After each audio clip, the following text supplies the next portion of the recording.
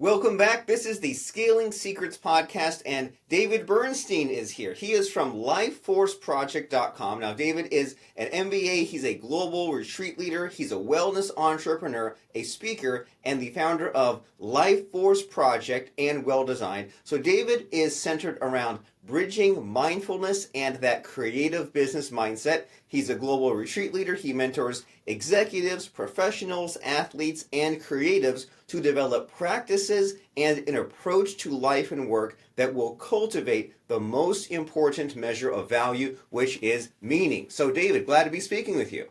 Likewise. Great to be here. Wonderful. And so what do the kids need to hear these days? Where are they stuck, and how do you help them solve their problems? Interesting question. I actually have been guest lecturing at the business school at University of Colorado Boulder, where I live outside of Boulder and Lyons. And it's interesting connecting with the kids. If that's what you're referring to in the question, young adults going into the work world who I think are kind of caught between the massive amounts of information that we get from just the modern world today. We're getting bombarded with terabytes of stuff all the time, and really tapping into what's meaningful to them and where they feel that they can apply and express a sense of purpose in their work.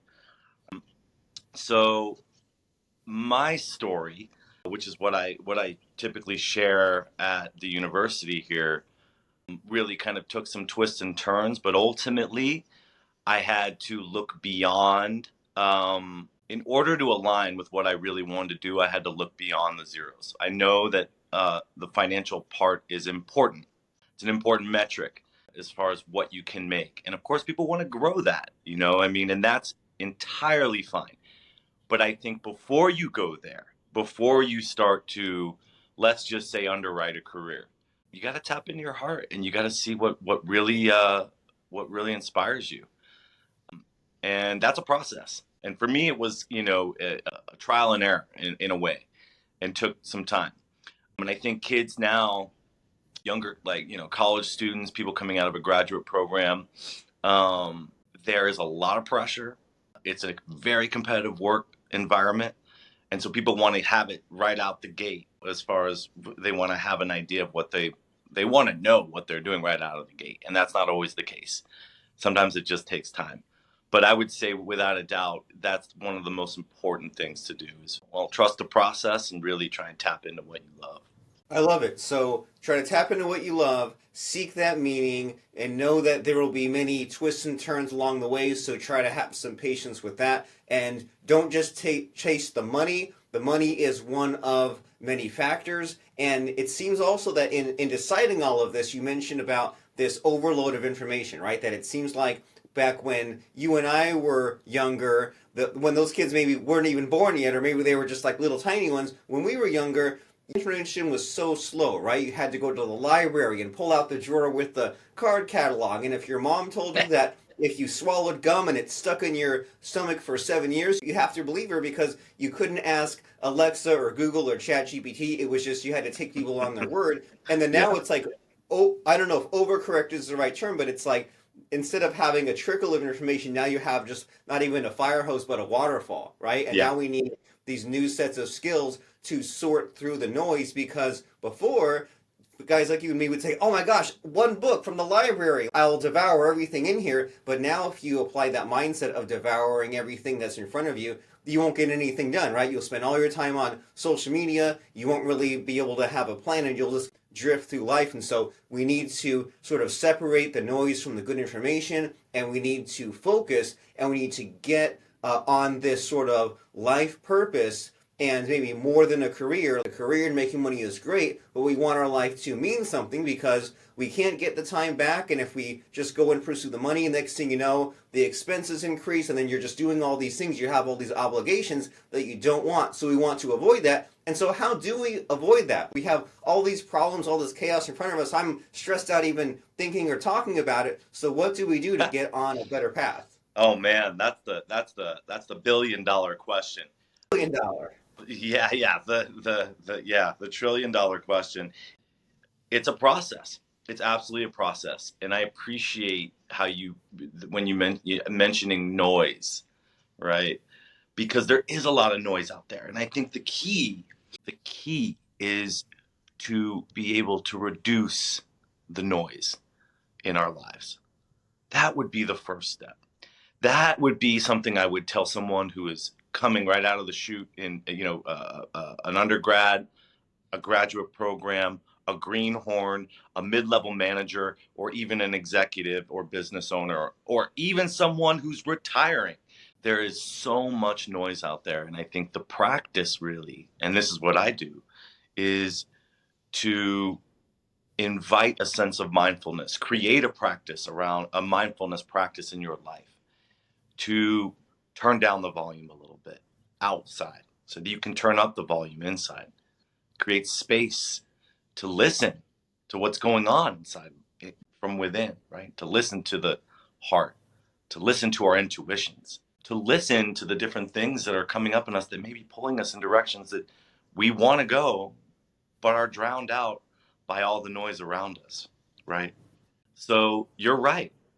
You start down a path, and many of us do this, where we start down a path, we have a career, we want the things, and we're conditioned to want the things that come with a career. So I got a new job. I could better get a new car. Or, let's get a 3 bedroom instead of a 2 bedroom. Let's buy this, let's buy that. And all of a sudden, as you said, the more you make, really the less you have in a way. Because, our lifestyles, we want to match the lifestyle to the career, to the money. And that's another kind of type of noise, right? That takes us away from I think, what we're truly here to do, which is to create a sense of belonging in the work world and to create a sense of meaning, right, through our work in the world. So I would say the very first step to that is a practice, a mindfulness practice that can help to reduce the noise. We can't turn it all off, ever. That's not the point. The point is to create some spaciousness within so that we can actually listen deeply to what our heart and soul is wanting out there. And listening is what we need to be doing instead of just being reacting and instead of being just someone who's on a treadmill on this machine. And so, as far as this whole kind of mindfulness practice that you're mentioning, I think I've heard mindfulness maybe explained or mentioned in different ways. And my like limited understanding is it's you're thinking about your thinking, right? And like if you're not tuned into this, then like 95% or something of your thoughts every day are just the same things on repeat. And we've all known people like that, right? Where they kind of say the same phrases and the same responses, and it's almost like they're just in a repeat loop. And we want to break out of the cycle. And so here I am saying, I'm listening and I don't know exactly what this mindfulness thing is. I've heard it's thinking about thinking and kind of just closing your eyes and being alone with your thoughts. And I think I've tried it a few times, but it's always good to get back to the basics, get back to the fundamentals. So if I say, I'm not even sure if my understanding or thinking about mindfulness is even complete or accurate, then for totally starting over, what the heck is mindfulness? Another great question. And I think there's a lot of different ways to define it. I'm actually looking over at a book that I'm reading right now. And because I'm always learning new ways to kind of talk about mindfulness. And what's just coming up as you're asking this question is a book that's written by George Mumford, who was the mindfulness coach for the Bulls, the championship Bulls team, and the Lakers. So Phil Jackson brought him on to be the meditation coach for both of those teams, and he worked closely with Jordan and Kobe and some incredible athletes throughout his life and career. He's still alive.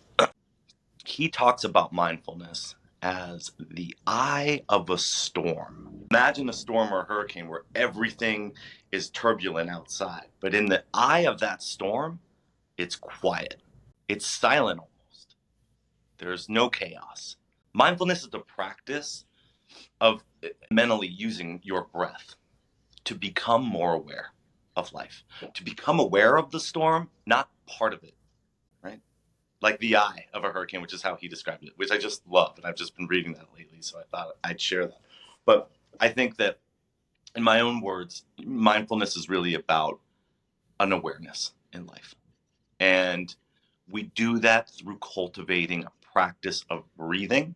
And as we expand on that practice, it's a living meditation. It can be a practice of movement. So, yoga is another practice through movement by which we come back to the breath. We come back to an observer, as you mentioned, right? Watching our thoughts, right? And we separate ourselves from the noise, from the storm. We're constantly going to be bombarded with things throughout our lives. We're going to have ups and downs. We're going to have emotions come up. We're going to have traumas and things that we see outside in the world. The world's a crazy place, right? So the practice of mindfulness is to be able to remove ourselves in a way from that so that we can observe it and not be wrapped up within it. And then we can more authentically engage in all the things that are happening around us. But we have to separate ourselves first. And that's what the breath can do. And the breath is it is the vital force on this planet. Everything breathes, everything needs oxygen, right? And so that's this life force that we're exchanging with with uh, with everything that lives on this planet.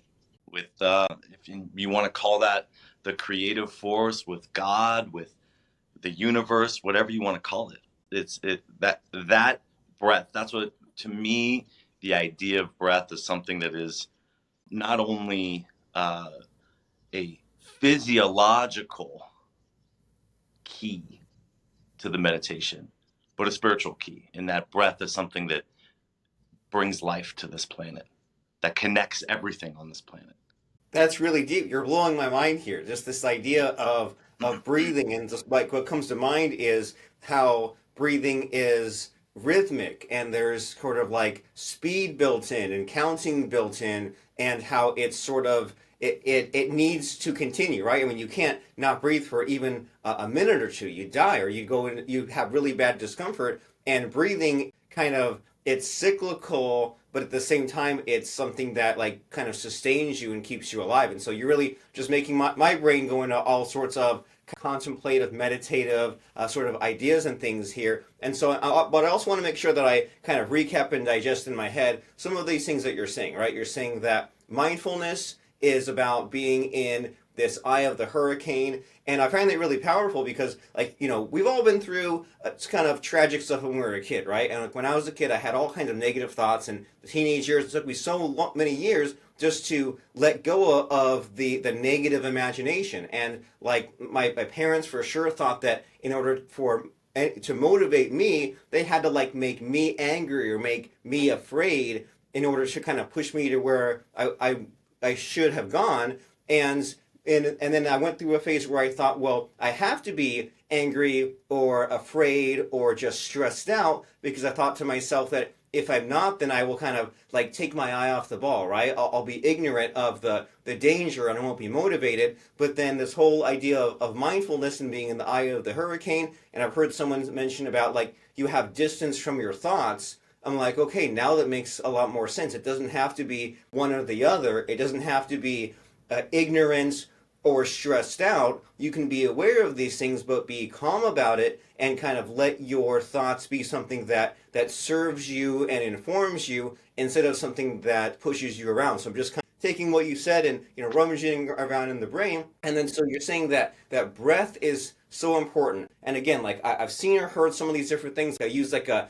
counting to 8 sort of thing to fall asleep quickly these last few months. And I've sometimes like listened to audios where like you walk and then you kind of do something with your fingers as you're breathing, and it's been like really difficult for me to jump into that sort of thing. And I know that there's so many techniques, so many different kind of approaches, and so what would you say to someone like that? Or like, do you have like a kind of a go-to method or a way to implement this sort of breathing advice you're mentioning? Yeah, well, I have a number of methods that I use, and honestly, this is what I would say. And it's going to sound almost too easy, but when I work with beginners, matter of fact, when I worked with people who have meditated for any length of time, experts even. I recommend that we start by sitting with our back straight, our spine erect, our neck straight. They say the spine is the highway to God. So we want that straight in a restful position, and we breathe organically. Close our eyes, lay our hands on our knees or on our legs. Relax the body and breathe organically through in and out through the nose. That's just as basic as it gets. If you can sit and do that, and just try that for 3 minutes, and then try it for 5, and then try it for 5.5, and then try it for 5 3/4, 5 minutes and 45 seconds, and try it for 6. If you can do that, you're meditating. There is no end goal here. We'll never clear the thoughts. We'll never breathe perfectly, right? It's just about remembering to come back to that breath. So I like to start with an organic breath. Pranayama is the tradition for meditation, and prana means life force, and ayama, pran means life force, ayama means to release. So it's truly releasing and calling in this life force through our breath. And that has a number of techniques, different types of breathing techniques that we can do. Some of those techniques include movement as well. That becomes a little bit more advanced. I started with a Zen Buddhist technique, which was breathing in and out through the nose, and with some guided meditation along with that.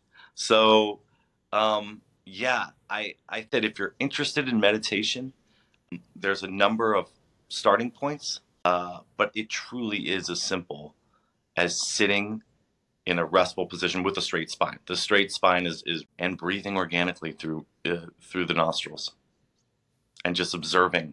And whenever your mind goes down a rabbit hole, when you can, back to the breath.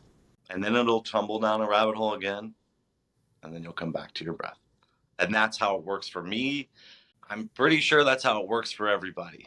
Even those monks on a mountain in a cave in Tibet or India who, sit in meditation for days on end and don't even need food or water, right? I mean, they're in a trance state, I imagine, but I think that's the fundamental process of meditation. Wonderful. That is helpful and reassuring that there's a wrong way to do it. There's necessarily like all the structure. It's just make it a habit. Sit down for even 3 minutes to start, and sit down with the spine straight and close your eyes and have your hands down, and just kind of sit back and relax, and like just be aware of all these sorts of things, so that way it can just become a habit that you do a little bit. And so it's the reassuring part is just to hear that we're not alone, that everyone is like this. And it makes perfect sense when you think about it, right? When we have that caveman brain whose job is to keep us safe, of course it's going to be thinking about all the dangers, and of course it's going to be going to the negativity. But luckily we are in this modern day and age where the tiger is not right around the corner in the cave, so that we can sort of pick and choose, well, if I had all these negative thoughts, is it really keeping me alive, or is it sort of keeping me stuck in where I am? And we can kind of just weigh those thoughts and decide if they're useful, or if they're just the same old thoughts, or if we can kind of have new thoughts. And so when you get these days, or even of any age, someone who's stuck and kind of needs this clarity, or just needs to be on the right life path, the first step, or a good jumping off point, is a sort of mindfulness and meditation, so that way they can think better and be clear about what they want. And then what does that open up, like with the something else to think about or do about, or like what should the kids these days, since that's our phrase today, I guess, what should the kid these days be thinking about differently or doing differently, just to be on the right track and avoid all the pitfalls? Yeah, well, it all comes back to the practice. And, I think we all can attest that willpower is a difficult thing to harness sometimes. It's hard to stay with anything, even if it feels good, oddly, right? I mean, so the practice is the key. and the discipline of having that practice. Once you begin with a meditation practice, really try and do it every morning. And the morning is, I think, the best time, but if you can even do it at any point during the day, right? And have consistency there. And what we find is that there's a phrase, the way we fire is the way we wire. Meaning, when we start to activate a state of awareness through our practice, it spills into our day. It integrates into our life. We start to cultivate it in ways that are incredible and surprising and, things we don't expect, unexpected. We start to see things differently. We start to experience our emotions differently. We start to have creative possibilities bubble up. We start to see things from the past that perhaps are traumas that we can give ourselves, as you said, some distance from and see a little bit more clearly. So we don't become a victim, of our emotions and our reactions. We begin to respond to life. There's reactivity and there's response. We respond, not react. And that has implications in all the ways, whether it's in our personal relationships, whether it's in our office or work, whether it's through our creative pursuits, whether it's just an internal way of feeling more at peace or working through things that may come up. We bury a lot of stuff, right? That's just that's part of that, that design to survive is to kind of push things down, I think, right? And so meditation will change the way you live. I truly believe that. And I think that as you develop a practice, what you'll see is that it starts to integrate into your daily life. And that's, I think, as we start to master this practice, or begin to build upon it, to answer your question, that's what we're looking for, is that it is a walking meditation, a living meditation. Life becomes meditative. Not all the time. Never. Like I know anyone at any level who is a walking, like perfect saint or that has a perfect meditation practice. We are human beings, so we are always going to have stuff come up. We're always going to have, emotion there, right? We're going to feel angry. We're going to feel scared. We're going to feel stressed. We're going to get jealous. Things are going to come up. But as we integrate meditation into our lives, it doesn't have to stick around. It can come up. We can make a choice to react from that place or to respond to what's there. And this is how we move through life. And I think whether you're an athlete and you're using this as a way to harness, a physical prowess or, get into the zone, or a business person, and we're using this to alleviate stress and be a better leader or create from a higher level or from a deeper place inside, or again, trying to be a better boyfriend, girlfriend, parent, child, squash player, all the things, right? We we slow down. And again, as you mentioned earlier, which I love, the noise gets turned down and we can hear a little bit more clearly in everything we're doing, which means we can engage, I think, more from a more embodied way, and we can engage in a more fulfilling way in everything that we do. Wonderful. And that's where we all want to be, right? We all want to be that person that slows down and makes those smarter decisions and has that perspective and maybe lets go of some of the baggage of the past that's just been following us for years. So that way, because that's then freed up, we can then maybe even tackle the problems that we were afraid to tackle before or were not even aware of. And it's just saying it pays off in all of these incredible ways by having these better strategies. And so in these last few minutes of our conversation here, David, I want to make sure that we touch a little bit on this idea of scaling, since this is the Scaling Secrets podcast. And scaling means so many different things. It means stepping up and having that good leadership that you mentioned, and of thinking bigger picture and dealing with people. And there's just so much to navigate there. And so, if there's one of these up and comers, one of these entrepreneurs who is working on scaling a business, working on all the that comes with that, what sort of advice do you have there? What's a scaling secret you'd like to share with us? Well, since we're on the topic of meditation, I think if you're looking to grow your business, right, and growth is a function of, I think, really having a very clear message. Clear messages reach more people and reach their intended recipients. You got a clear signal, you are going to reach. Think about the signal, right? Let's think about an right. And if my antenna's out and I got a bunch of interference and noise going on to just that signal, how far is it going to get? But when my signal's clear, not very far, not very far if it has to compete with everything else. But when I can again turn down the noise and get really clear and hone my signal far and wide to all the ears that are meant to hear it. And that's how we scale. I think that's how we build. We get really clear the purpose behind what we do, the values, why we're doing what we're doing, right? And we continue to come back to that. And that informs our product, our messaging, our marketing, our business in its totality. And when we can do that, and I think that again, coming back to meditation, that's how we do that. You know, if you're building a business, you need to start with yourself. You need to make sure that you're, clear on the why, right? You need to make sure that your mind, body is in the most balanced state it can be. Otherwise, the business is an extension of us. It's like a body part. We don't take care of the body. We don't take care of our heart, for example. We eat too much cholesterol, the whole body suffers.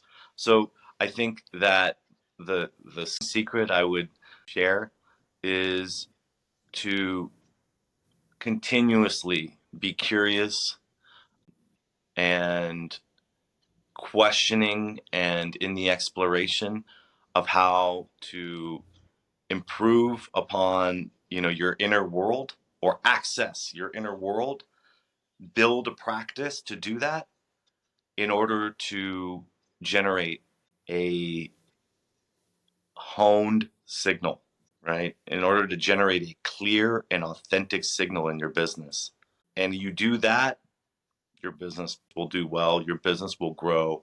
And not only will you scale by metrics that, are very common in the business world, but I believe you'll scale by the most important metric of value, at least from the perspective that I come from. And I think that many people are to acknowledge, which is having meaning in what you do.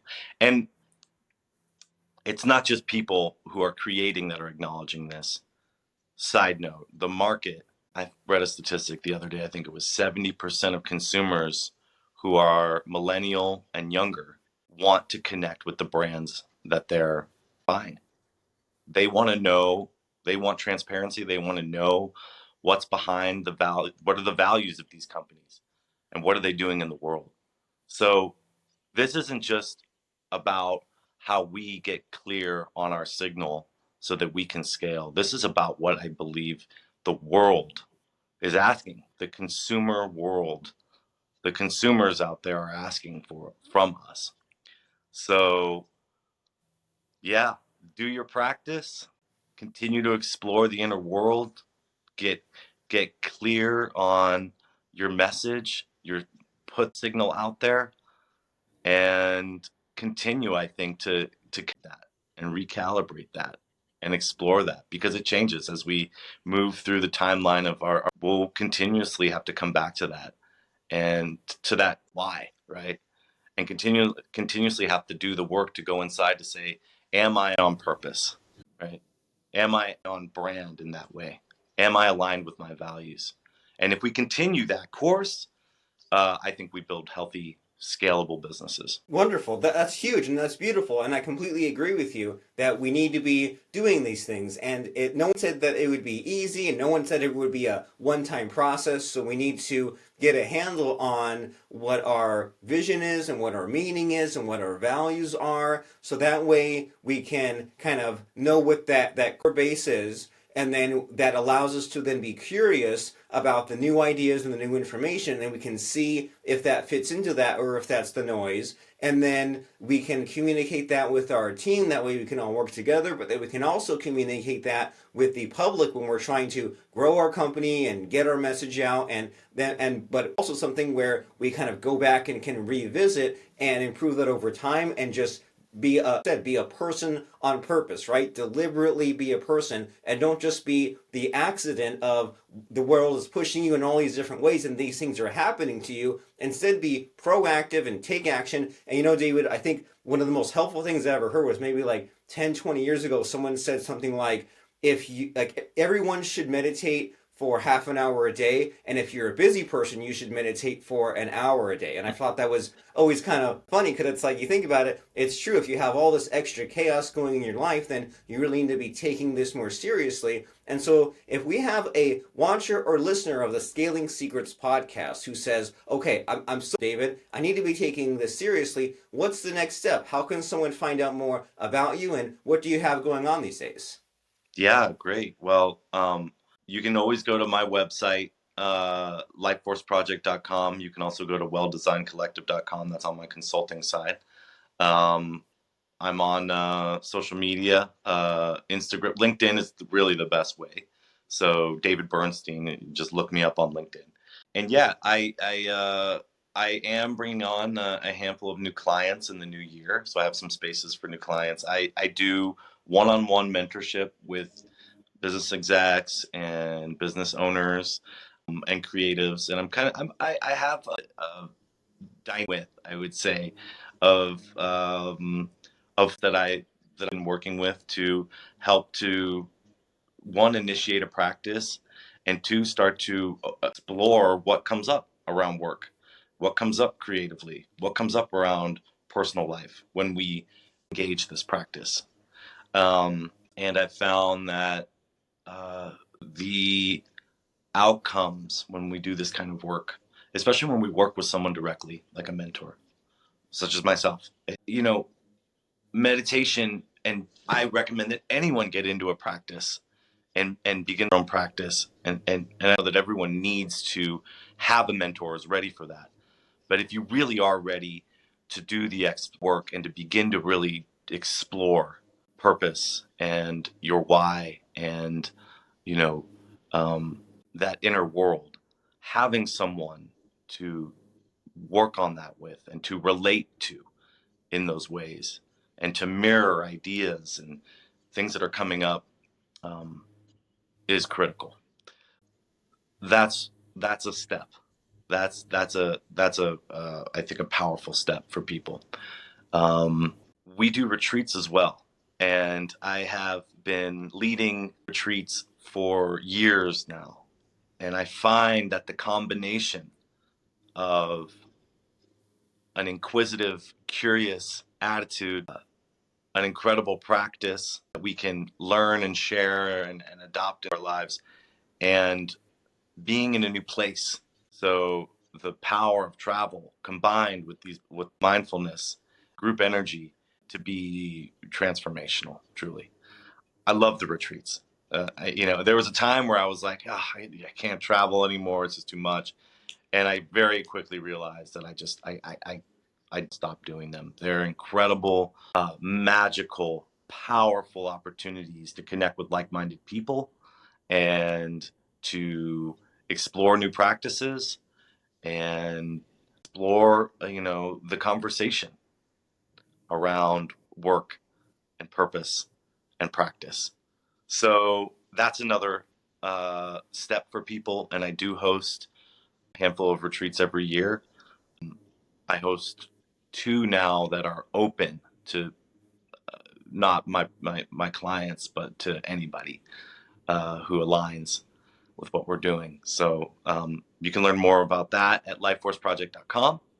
And yeah, those are kind of I would say the if you want to do something with me, those are the two that I could recommend. And I always again would recommend people take the opportunity to explore mindfulness through books.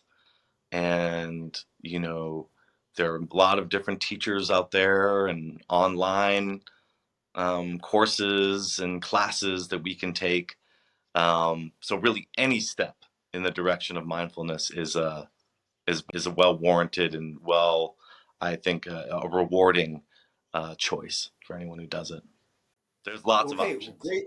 Yeah, there are indeed. So message received. We need to be taking this seriously. We can't leave things to chance. We should be looking into meditation, mindfulness, curiosity, and just thinking better and taking these better actions. But you're saying, David, that it really should go it alone. If it was just that easy, then we would all be doing it. And so if someone out there, if they're one of the kids these days or one of the adults these days, then they need to be looking into these retreats and looking into your training and your coaching. You said that's lifeforceproject.com, and that's also David Bernstein on LinkedIn. So go and look up David and have that conversation and tell him about your problems, struggles, your goals, and David will have that conversation with you. And heck, maybe you'll travel and see him on one of those retreats, or you could meet with him and you can figure some of these things out. But if, as David said, your business is like an extra organ or appendage of your body, and if you don't treat your body right, if you don't treat your mind right, then it will reflect itself in your business, and it'll just be way more difficult than it needs to be. It might even fail. So we need to do things right and go to lifeforceproject.com and check out David Bernstein on LinkedIn. And so, David, it's been quite the pleasure speaking with you today.